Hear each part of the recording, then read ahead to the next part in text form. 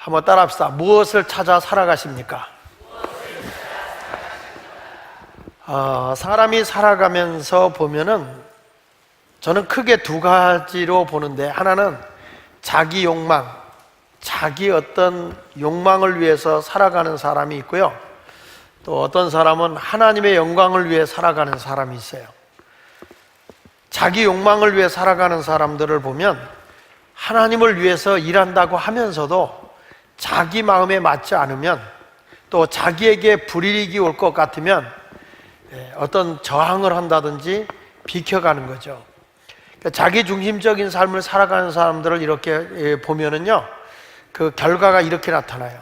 허풍을 떨거나 비겁하거나, 아주 굉장히 대단하게 하는 것 같은데, 막상 자기가 하나님 앞에서 뭘 헌신하고 자기 자신을 희생하게 될 때는 다 빠져나가는 허풍쟁이, 그리고 생명의 위협이 오게 되면 숨어버리는 비겁쟁이, 그 예수님의 제자들이 은혜 받기 전의 모습이었어요. 반면에 전혀 숨어져 있고 나타나지 않던 분인데, 예수님이 십자가에 못 박혀 돌아가신 뒤에는 그 예수님의 시신을 모시겠다고 등장하는 인물이 있어요. 그게 아리마대 사람 요셉이에요. 모든 사람이 두려운 자리에 가서 예수님의 시신을 내가 모시겠습니다 하고 모시잖아요. 그러니까 이것을 보면 하나님을 찾아가는 사람은 어떤 사람일까 하고 보면 양심과 용기가 있는 사람이다. 보면 양심 있는 사람, 용기가 있는 사람, 하나님 중심의 사람, 자기 중심적이고 자기 욕망을 위해 살아가는 사람은 굉장한 것 같은데 막상 가서 보면 허풍 떨고 있는 것이고 비겁한 모습으로 살아가게 되죠.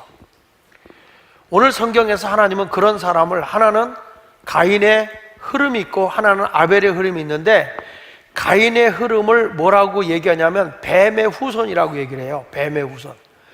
에덴 동산에서 하나님께서 인간을 위해서 삼라만상의 모든 것을 다 만들어 주시고 부족함이 없게 살게 하신 것이 하나님의 법이에요.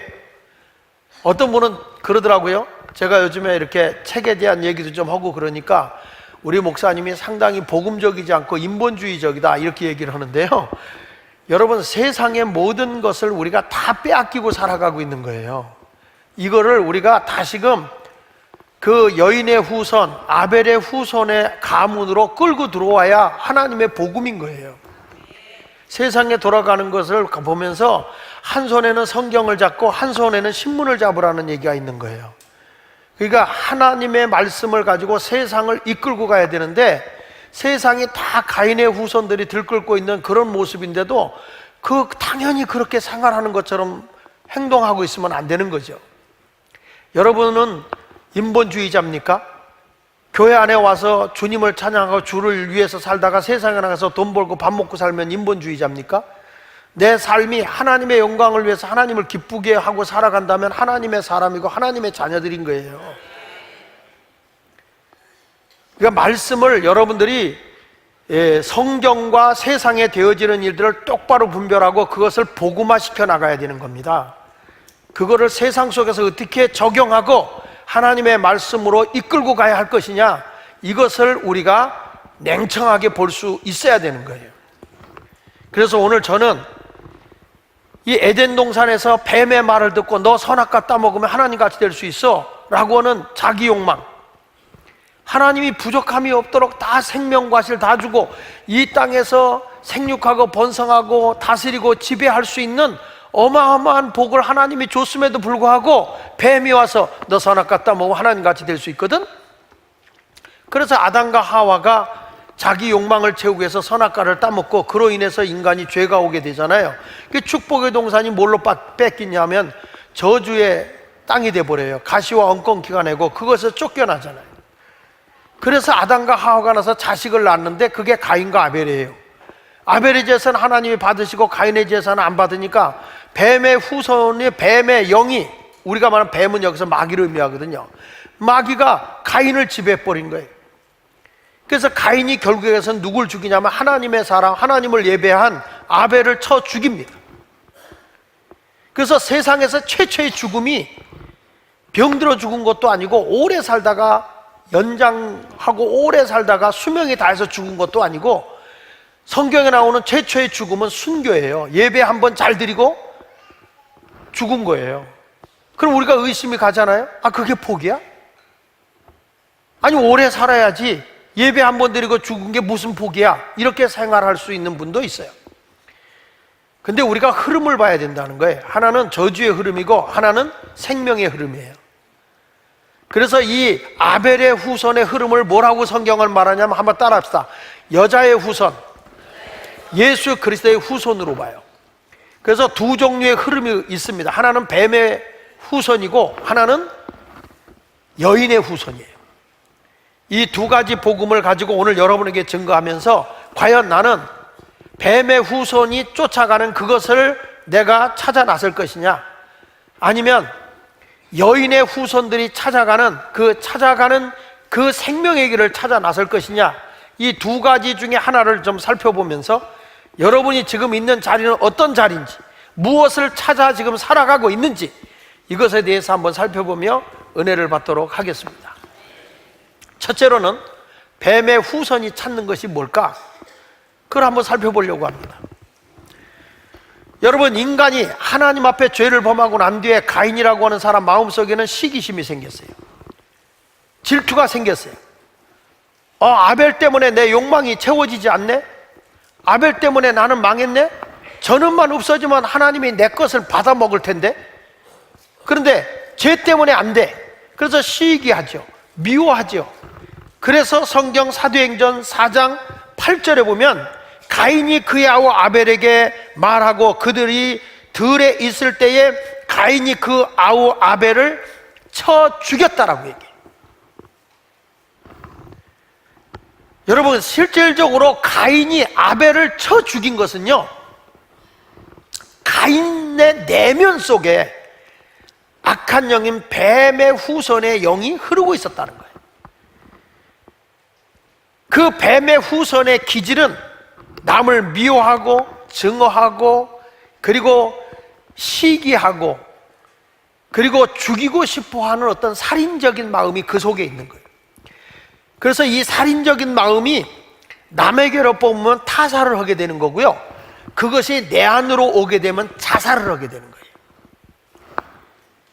이 귀신이라고 하는 이 마귀는 죽이고 빼앗고 멸망시키는 역할을 하기 때문에 그런 거예요. 그러니까 실질적으로 보면 두 사람의 아벨과 가인의 이 미움 속에는 영적인 냉정한 싸움이 벌어지고 있는 거죠. 그래서 결국에는 어떤 일이 벌어지느냐, 가인이 말이죠, 이런 사람을 죽여놓고 나서는 하나님이 이런 말 하잖아요. 너가 죽인 아벨의 피가 땅에서 소리를 친다는 거예요. 그래서 네가 가는 길은 더 이상 행복한 길이 아니고 땅이 가는 데마다 저주를 받아서 한 군데에 안착하지 못하고 너는 방랑자가 될 거다. 방랑자, 계속 떠돌아다니는 자가 될 것이다. 이 사람이 막상 하나님을 떠나버리니까 두려운 거예요. 그래서 무슨 얘기를 하냐면, 사람들이 나를 죽이면 어떡하냐. 여러분, 여기 보니까 아담과 하와를 하나님이 만드셨는데 가인과 아벨을 낳았는데 어떻게 또 사람들이 있냔 말이에요. 근데 성경은 여러분 잘 알아야 돼요. 그 시대에 많은 사람이 있었단 말이에요. 근데 성경은 어디에다 초점을 두고 있냐면 하나님과의 관계성에다 초점을 두고 이어나가는 거예요. 그래서 성경은 역사책도 아니고 과학책도 아니고 철학책이 아니라 영적인 믿음의 책이란 말이에요. 그러니까 사람들이 날 죽이면 어떡하죠? 이때 하나님이 이런 말씀을 하는 거예요. 절대 너를 해하지 못하게 내가 막을게.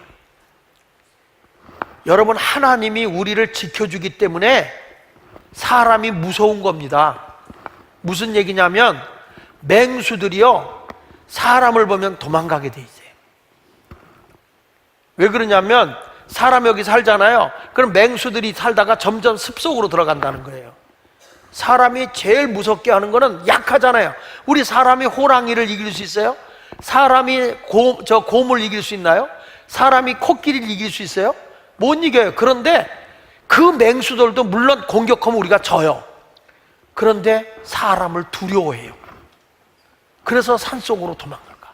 그와 마찬가지로 하나님이 가인아, 걱정하지 마. 내가 너를 지켜줄 거야. 너를 해하지 못하도록 내가 지켜줄 거고, 너를 해하려고 하는 사람은 내가 7배로 보복해 줄 테니까 넌 걱정하지 말고 가라. 왜 그렇게 죄진 사람을 왜 하나님이 그렇게 지켜주느냐 하면, 이유는 회개할 기회를 주는 거예요.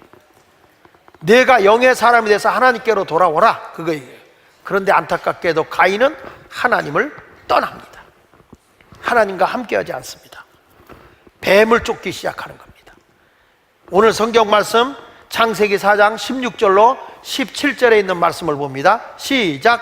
가인이 여호와의 앞을 떠나서, 어디를 떠났다고요? 여호와 앞을 떠나요.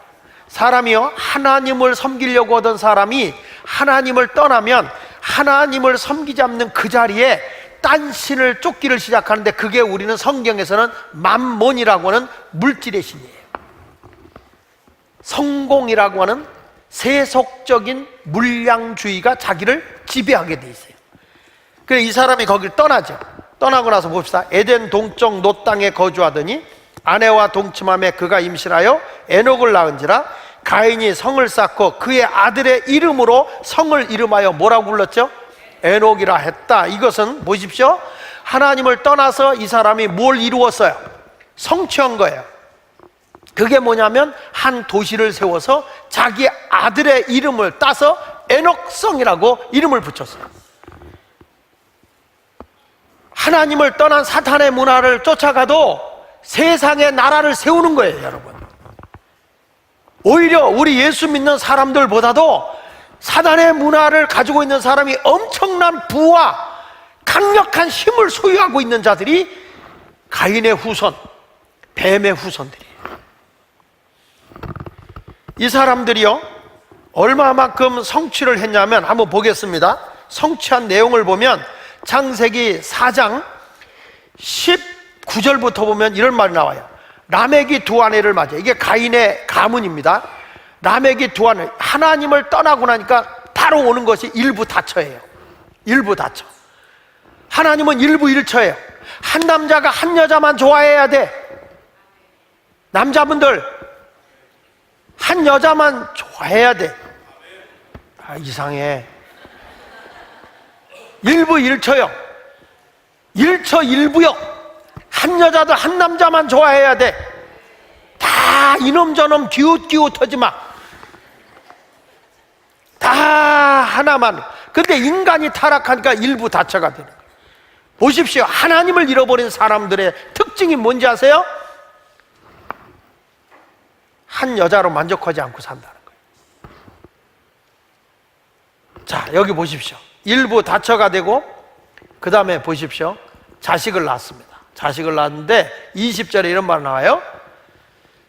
아다는 야발을 낳았으니 그는 장막에 거주하여 가축을 치는 조화의 조상이 됐다. 이 말은 무슨 얘기냐면 사업가로 성공한 거예요.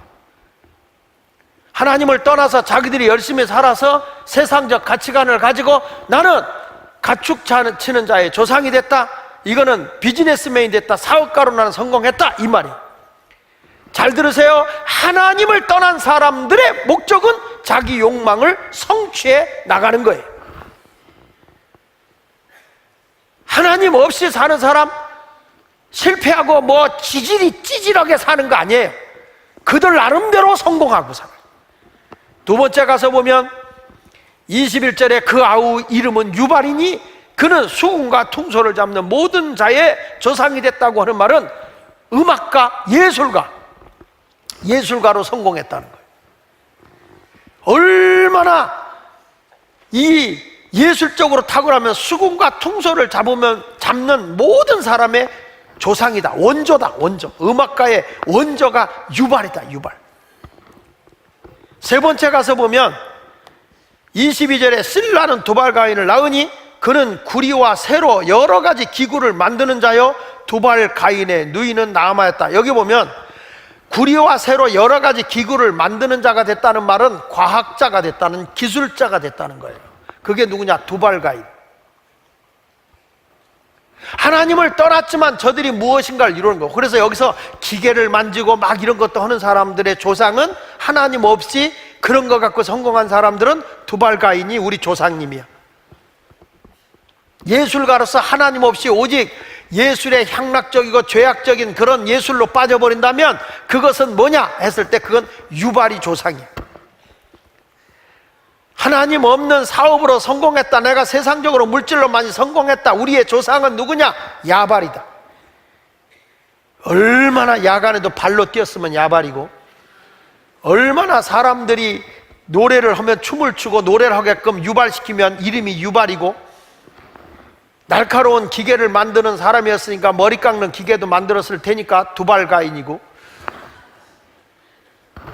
여기서 지금 얘기하고자 하는 것은 내가 무엇을 이루었다라는 거예요. 성취를 했다는 거예요. 근데 이 사람들이 이런 얘기를 합니다. 우리가 이런 성취를 해나가는데, 하나님을 떠나서 무엇인가를 이루어 나가는데 나에게 해를 입히거나 손해를 입히는 사람은 인정사정 없이 죽여버렸다. 잔인한 겁니다. 보십시오. 창세기 4장 23절 24절에 람에게 아내들에게 이르되 아다와 실라야 내 목소리를 들으라. 람에게 아내들이여 내 말을 들으라. 나의 상처로 말미암아 내가 사람을 죽였다. 나에게 해를 입히고 나에게 손해를 입히는 사람 있으면 다 죽여버렸다. 람에게 하는 얘기. 그 다음에 뭐라고 그러냐면 나의 상함으로 말미암아 소년을 죽였다. 나에게 해를 입히는 소년이라도 죽여버렸다. 나에게 이익이 되지 않으면 그냥 죽였다. 가인을 위하여는 벌이 몇 배? 하나님이 그랬거든요. 가인을 해하는 자는 7배로 벌 줄 거다 그랬거든요. 근데 람에게 하는 얘기 보세요. 람에게는 뭐라고 그랬냐면 벌이 몇 배로? 이런 7배로 내가 보복할 거다. 아주 잔인한 거죠. 여기서 우리가 깨닫는 것은 가인의 후손들은 언제나 하나님을 대항해요. 하나님의 사람들을 조롱하고 조소해요. 우리들이 뭐라 그러면 야 너희들 하나님 믿고 교회 가서 예배 드린다고 잘 되는 거 있어? 더 안 되더라. 야 우리는 하나님 안 믿어도 잘 되잖아. 그러면서 조롱합니다. 나는 분명히 말할 수 있어요. 인본주의적인 사람들, 하나님을 알지 못하는 가인의 후손들은, 뱀의 후손들이 얼마든지 세상을 혁신적으로 변화시키고 엄청난 부를 창출합니다. 세상에 어떤 기업을 일으키고 세상에 어떤 것을 만들어내는데 꼭 하나님을 믿는 사람이 그거 다 하는 거 아니잖아요. 저 사람들이 힘있게 권력있게 부를 누리고 살아가고 있습니다. 그러나 저들이 힘있고 부를 얻어서 가져오는 결과가 뭐냐 그러면 쾌락과 부패예요. 결국에 성공하고 모든 걸 다 얻고 많은 것을 가져서 결론적으로 뭘 하자는 겁니까? 먹고 마시고 즐기는 거예요. 그러니까 역사적으로 보면 부강한 강대국이 다 나중에 가서는 향락과 부패로 나라가 멸망하는 거예요.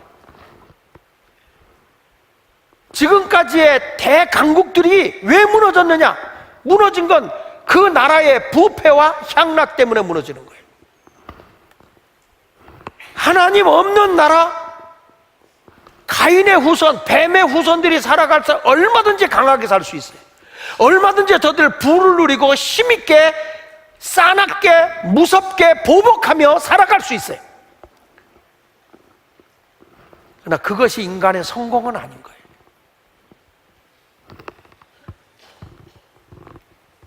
유명한 막스 베버라는 사회주의자가 있어요. 이 막스 베버라고 하는 사람이 유심히 자기가 살고 있는 지역사회를 보게 됩니다. 그 사람이 지역사회를 보면서 놀라운 걸 깨달아요. 그게 뭐냐면 그 동네에 캐톨릭 신자도 있고 기독교 프로테스탄트의 개신교도 기독교 신자도 있고 종교가 없는 무신론자도 있는 거예요. 무종교를 가지고 있는 사람들이 사는 거예요. 근데 특이한 게 뭐냐면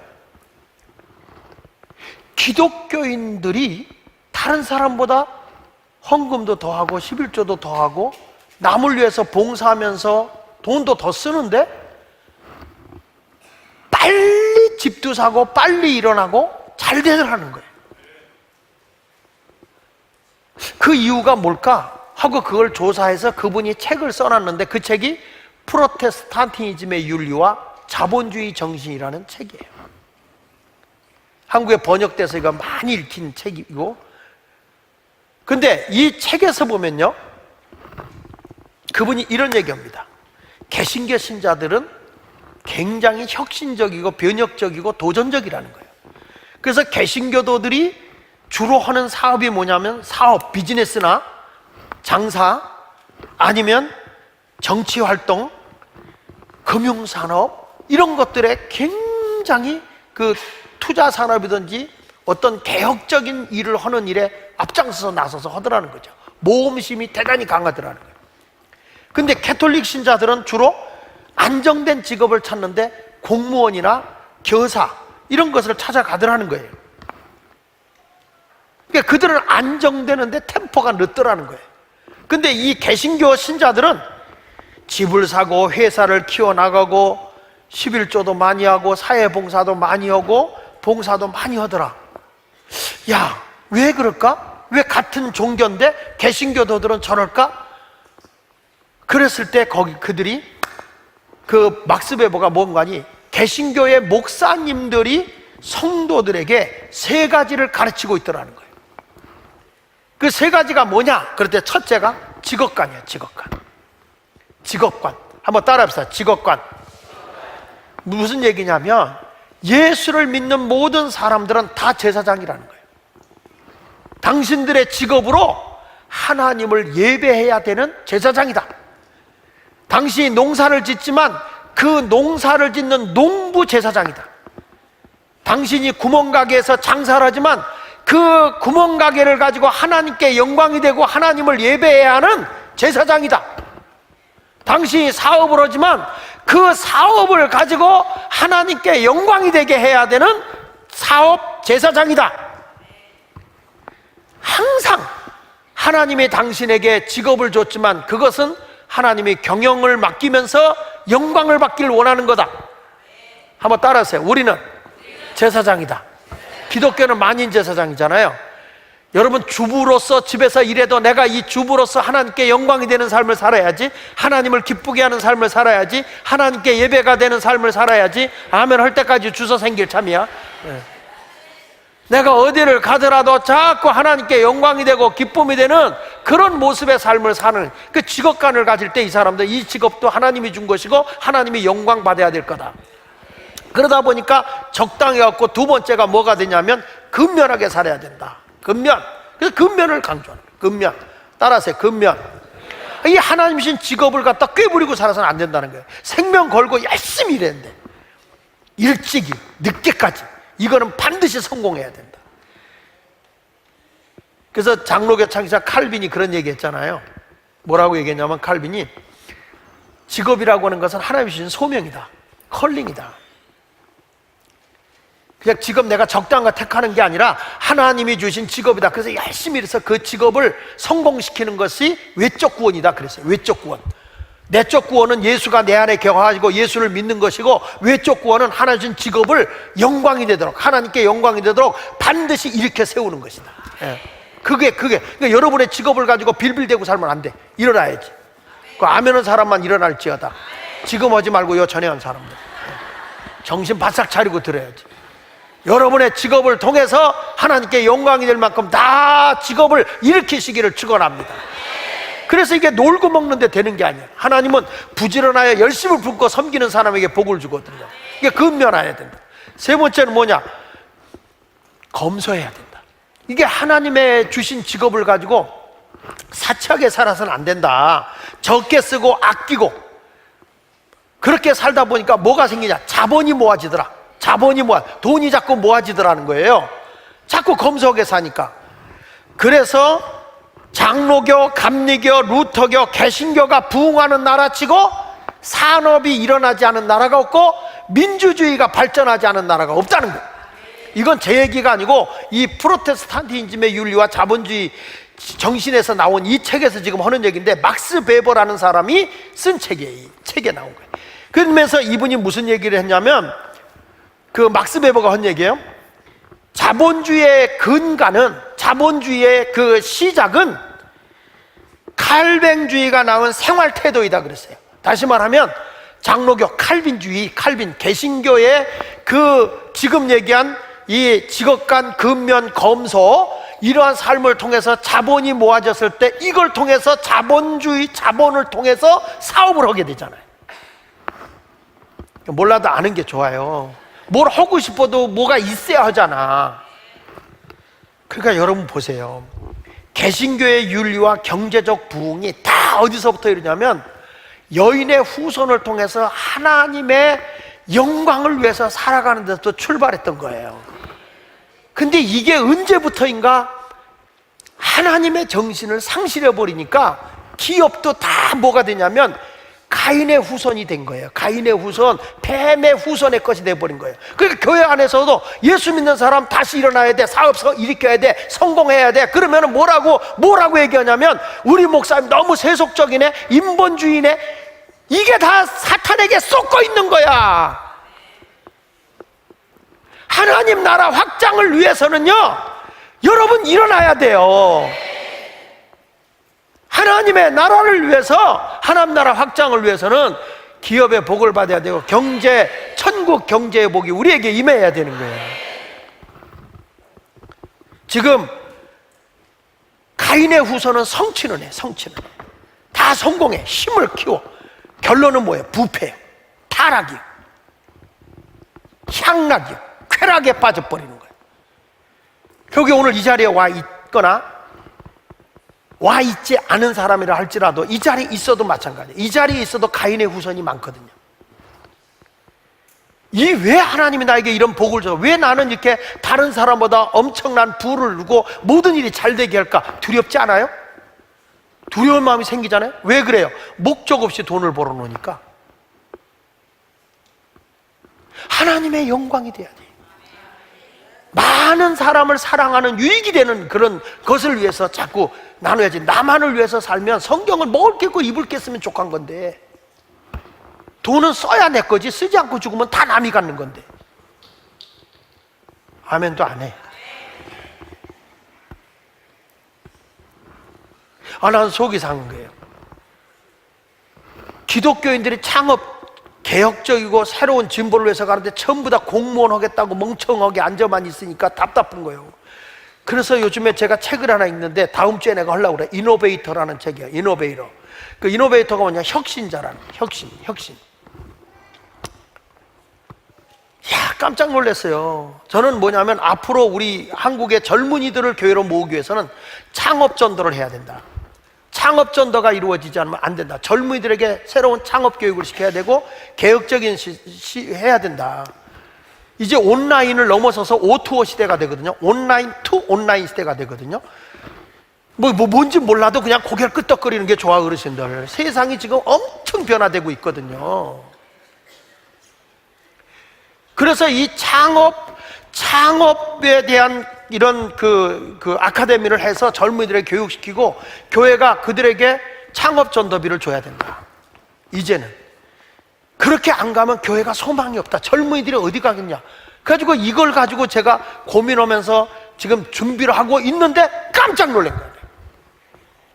어저께 이노베이터라는 책을 보다가 인터넷으로 이노베이터라는 것이 어디 있지? 하고 보니까 깜짝 놀란 게 불교에서 이미 창업 교육을 시키고 있는 거예요. 불교에서. 대구에서 대구시의 지원을 받아가면서 창업 교육을 했는데 이 사람들이 지금 6회에 걸쳐서 하고 있는데 세상에 2,800명 젊은이들이 모여서 교육을 받아. 이들이 그걸 가지고 벌써 기계를 개발하기 시작했는데 인공지능 스프링쿨러를 개발하고 막 이런 일들이 일어나는 거예요.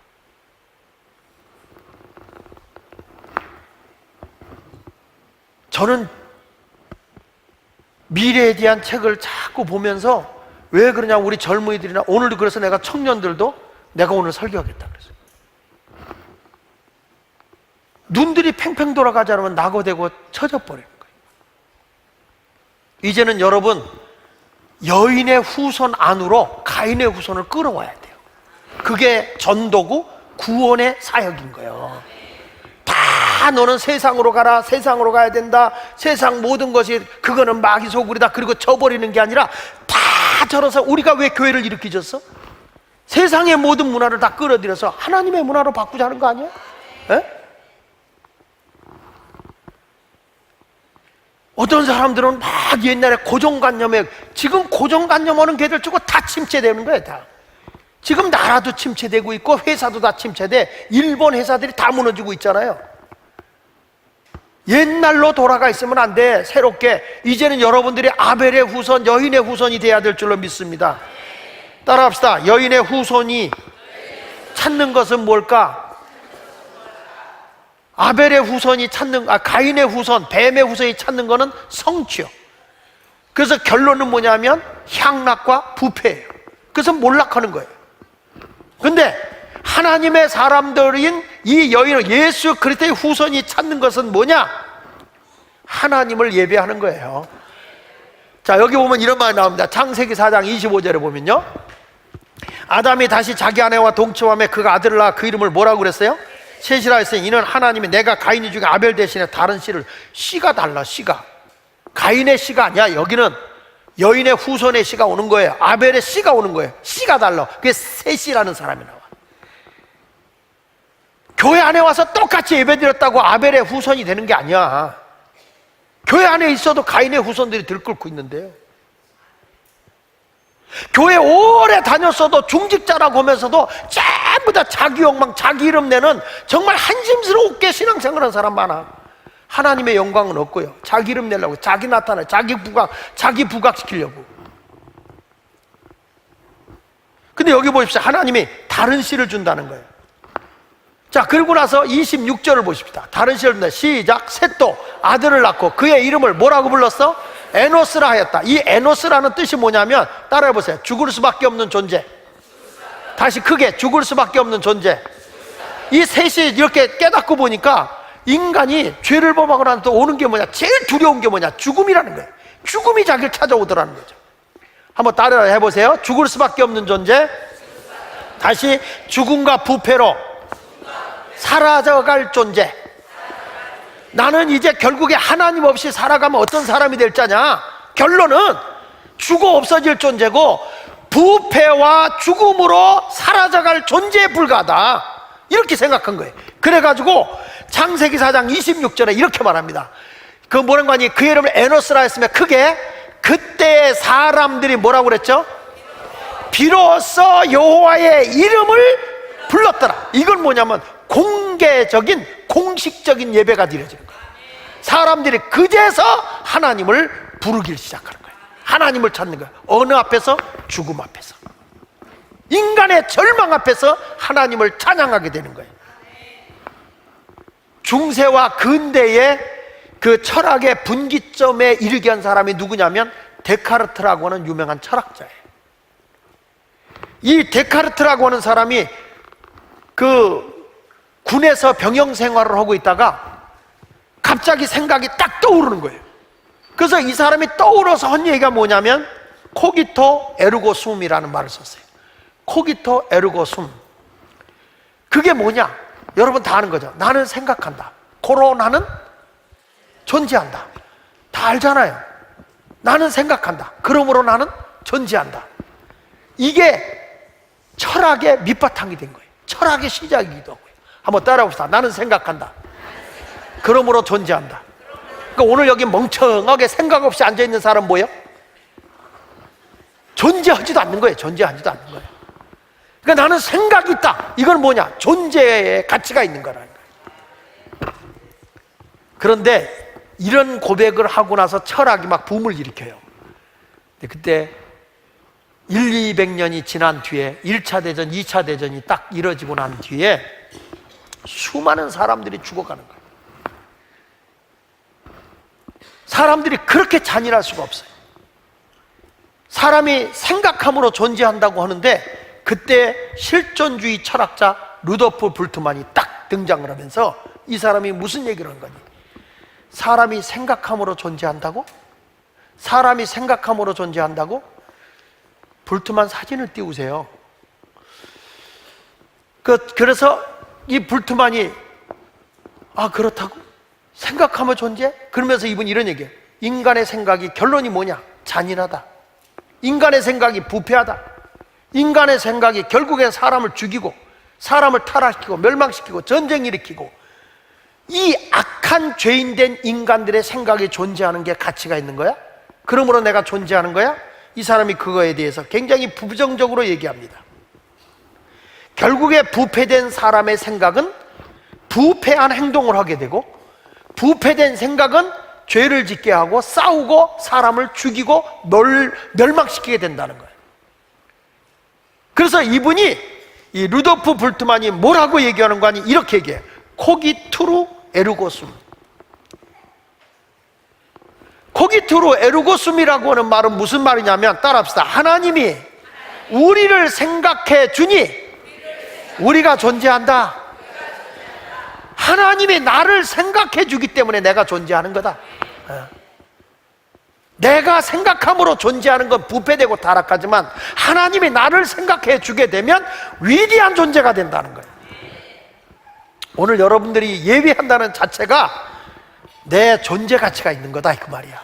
하나님이 나를 생각해서 많은 사람 가운데 나를 불러주셨으니 얼마나 감사하냐. 그러나 경건하게 살려고 하면 어려움이 오고 핍박이 온단 말이에요. 디모데후서 3장 12절에 보니까 무릇 그리스도 예수 안에서 경건하게 살고자 하는 박해를 받는다 그랬어요. 그러나 기억하십시오. 세상의 향락과 흥하는 것 같아도 이 가인의 후손은 다, 뱀의 후손은 곧 멸망한다는 거예요. 시편 37편 35절 36절 이렇게 말합니다. 내가 악인의 큰 세력을 봤다. 악인들이 세력이 크다. 그러나 그 본래의 땅에 서 있는 남의 잎이 무성한 같으니 내가 지나갈 때 그거는 없어졌나니 내가 찾아도 발견하지 못하였도다. 역사적으로 대제국들이 다 몰락한 것도 보면 지금은 흔적조차 없잖아요. 역사적으로 보더라도. 바벨론도 그렇고 로마도 그렇고 역사적으로 보면 다 몰락하는 거예요. 하나님이 세우는 나라는 부강해. 여러분의 가정도 하나님이 세우는 가정이 되길 바랍니다. 이해가 안 되는 거 많잖아요. 이해가 안 되는 거 많아. 악인들이 자꾸 잘 되잖아요. 욥도 그거 한 거예요. 하나님을 믿는 사람은 점점 힘들고, 못된 짓 하는 사람은 점점 잘 되는 거라. 한번 볼까요? 욥기서 2장 21장 7절에 보니까 어찌하여 악인이 생존하고 장수하며 세력이 강하냐? 그들의 후손이 앞에서 그들과 함께 굳게 서고 자손이 그들의 목전에서 그러하구나. 점점 장수하고 강하는 거예요. 그들 집이 평안하고 두려움이 없고 하나님의 매가 그들 위에 임하지 아니하며 그들의 수소는 새끼를 베고 그들의 암소는 낙태하는 일이 없이 새끼를 낳는구나. 아니 이놈의 집은 어떻게 돼지를 낳아도 소를 낳아도 낙태도 없고 다 건강한 것만 나고 잘 되는 거야. 그냥 천하에 못되게 노는 사람이 더 잘 되는 것 같아. 그렇죠? 마귀가 뺏어가는 거예요. 다. 그 다음에 그들은 아이들을 양떼같이 내보내고 그들의 자녀들은 춤을 추는구나. 그들은 소고와 수금으로 노래하고 피리 불어 즐기며 그들의 날을 행복하게 지내다가 잠깐 사이에 죽는다. 다 세상에서 부귀영화 누리고 무덤으로 간다는 거예요. 거기서 오는 얘기가 15절에 전능자가 누구에게 우리가 섬기며 우리가 그에게 기도한들 무슨 소용이 있으랴 하고 사람들이, 악인들이 조롱한다는 거예요. 그러나 그들의 행복이 그들의 손안에 있지 않냐고 악인의 계획은 나에게서 멀구나. 여러분, 행복이 내 손에 있는 게 아니야. 하나님이 손대버리면 하루아침에 무너지는 거죠. 악인의 등불이 꺼짐과 재앙이 그들에게 닥침과 하나님이 진노하사 그들을 곤고하게 하심이 몇 번인가? 역사적으로 보라. 하나님의 앞에 죄를 범한 사람이 진노를 당한 게 한두 번이냐? 그들이 바람 앞에 건불같이 폭풍에 날려가는 겨같이 되었도다. 하나님은 그의 죄악을 그의 자손들을 위하여 쌓아두시며 그에게 갚으실 것을 알게 하시기를 원하노라. 자기의 멸망을 자기 눈으로 보게 하며 전능자의 진노를 마시게 할 것이다. 그러니까 여러분, 하나님, 여인의 후손이 된, 아벨의 후손이 된 하나님을 영화롭게 하는 사람이 지금은 지는 것 같은데 마지막에 가서는 다 흥하더라고요. 저도 친구들하고 이렇게 지내고 보면 하나님을 섬기는 사람이 그 당시 우리 아버지 때만 해도 지긋지긋하게 사명을 띠고 우리 집안이 가난하고 그러는데 지나고 보니까 아니더라고. 하나님이 인생을 역전시키더라고. 그래서 시편 37편 16절에 이렇게 말해요. 의인의 적은 소유가 악인의 풍부함보다 나은 거다. 지금 적어 보여도 의롭게 살아봐라. 하나님이 일으켜 주신다. 여러분, 하나님 나라 확장을 위해서 기도하고 꿈꾸면 이번에 우리에게 주신 것처럼 하나님이 천국 경제의 열쇠를 준단 말이에요. 잠언 24장 1절에 너는 악인의 형통함을 부러워하지 말며 그와 함께 있으려고 하지도 마라. 악하게 살아가는 뱀의 후손, 가인의 후손들과 같이 자기 성취, 자기 욕망만을 위해서 살려고 하는 사람들로 가까이 끌려고 하지 마라. 내가 지금은 약한 것 같아도 하나님을 의지하고 살아가게 되면 사람이 언제 찾냐? 죽음이 앞에 오면 에노스, 죽을 수밖에 없는 존재라는 걸 알게 되면 하나님을 예배하지 않을 수가 없다는 거예요. 짐 로저스라고 하는 분이 지난번에 한국에 와서, 한국의 그 세계적으로 굉장히 그 투자가로 유명한 사람 아닙니까?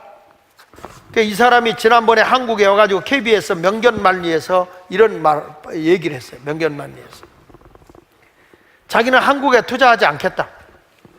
왜 투자하지 않느냐? 한국에 와서 다 조사해봤다. 노량진 학원가부터 시작해서 판문점까지 싹 누비고 가봤더니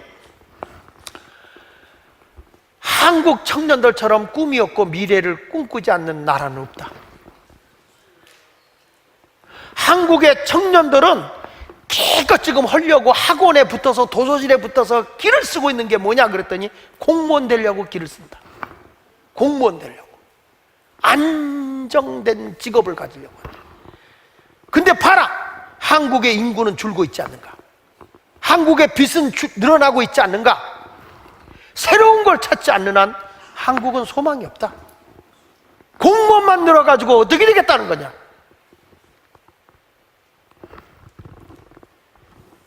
당신들이 즐겨하는 것, 좋아하는 것, 스포츠, 패션, 금융, 비즈니스 등 본인이 좋아하는 것, 열정을 가지고 끊임없이 찾아라. 노동이 아닌 놀이가 될 것이다. 그렇게 즐겁게 당신이 일을 한다면 돈은 당신을 따라오게 된다. 그분은 이런 얘기했어요. GDP 50%를 3대 기업이 차지하고 있는 나라는 세계에서도 없고 한국에만 있다. 대한민국이라는 나라의 경제가 3개 기업에 달려있다. 이건 세계에서도 없는 거다. 다시 한국의 젊은이들에게 외친다. 한국이 언제 활기가 있었고 힘이 있었는지 아는가? IMF 왔을 때 금가락지 빼내면서 우리는 빚 갚고 다시 일어날 수 있다. 젊은이들이 다시 용기를 가지고 실직을 해도 낙심하지 않냐고 다시 일어나자고 할 때, 그때가 대한민국이 가장 활기 있었다. 지금이 멈춰 있을 때가 아니다. 멈춰 있을 때가 아니다. 일어나자.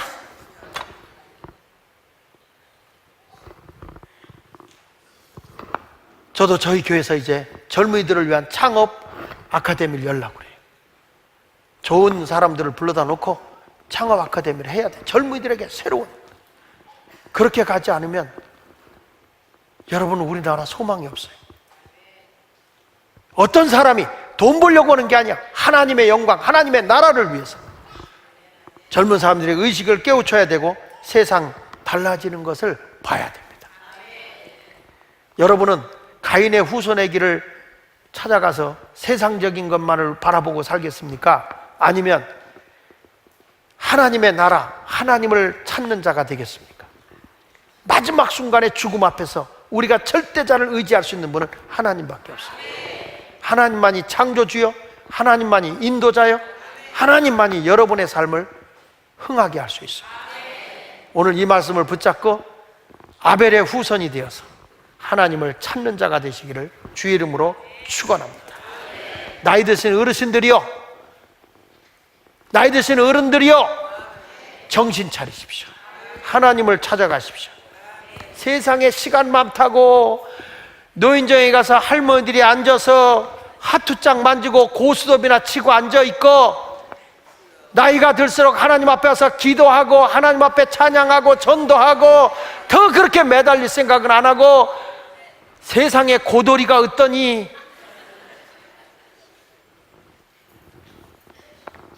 안 돼.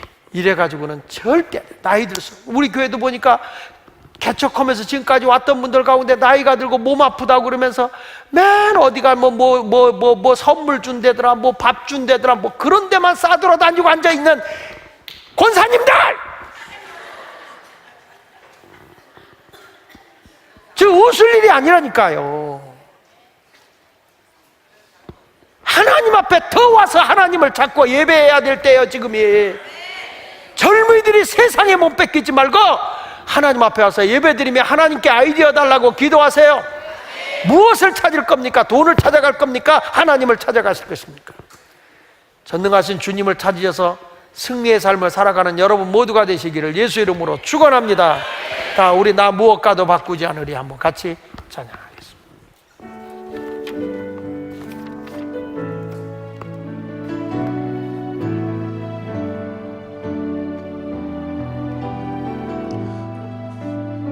우리 함께 찬양하며 고백합니다. 무엇과도 주님을 바꾸지 않으리.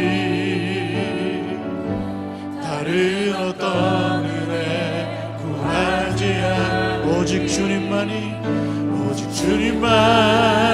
내 삶의 도움이시니 주의 얼굴 보기 원합니다. 주님 사랑해요. 주님 사랑해요.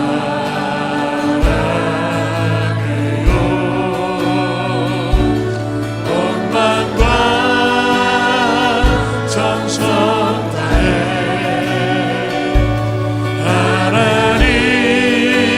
하나님의 진실한 주님 사랑해요. 주님 사랑해요.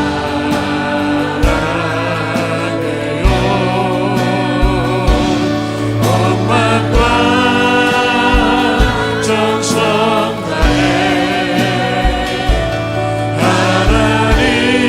하나님의 진실한 친구 되길 원합니다.